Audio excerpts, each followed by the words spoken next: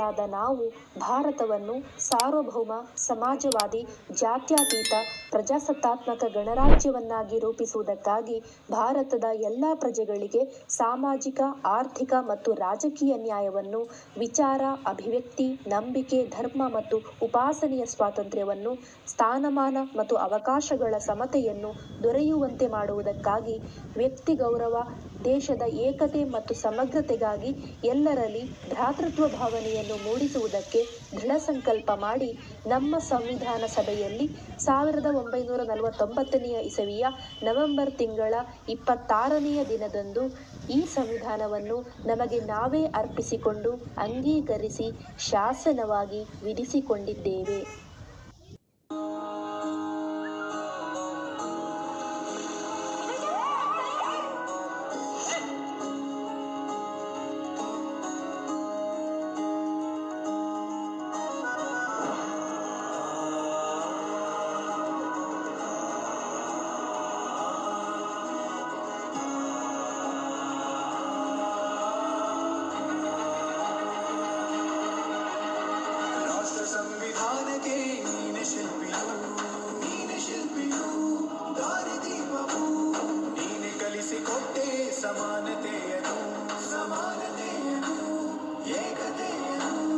ರಾಷ್ಟ್ರ ಸಂವಿಧಾನಕ್ಕೆ ನೀನೆ ಶಿಲ್ಪಿಯು, ನೀನೆ ಕಲಿಸಿಕೊಟ್ಟೆ ಸಮಾನತೆಯನ್ನು.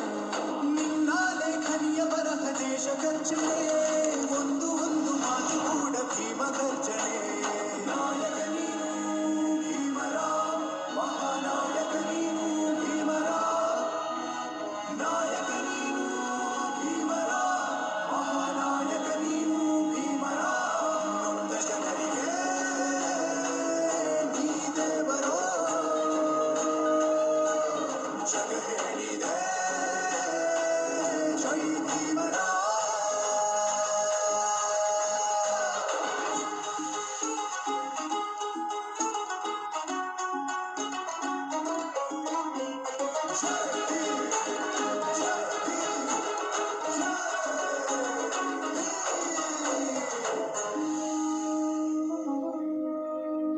ಸಂಕಟದಲ್ಲಿ ಬಂದೆ ಆಗಿ ಆಧಾರ, ಆಗಿ ಆಧಾರ, ಆಗಿ ಆಧಾರ.